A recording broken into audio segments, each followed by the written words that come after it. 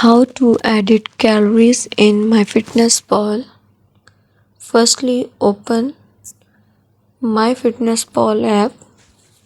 At the bottom, you can see dashboards, diary, newsfeed, plans, and the more. Click on the more option. You can see here that there is an option of goals. Click on it. Now, nutrition goals, select any of the food like here which you want to add. Firstly, then how to edit calories. Click on the calories, and in this way you can edit calories by your choice.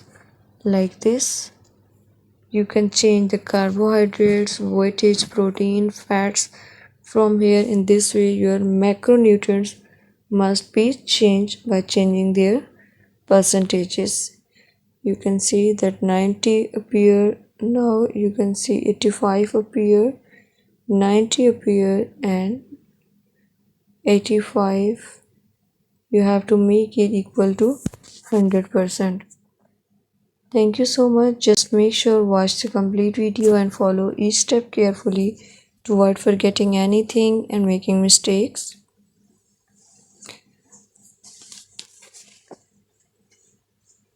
Just consider showing your support by commenting, liking, sharing, and subscribing to our channel for more valuable content in the future.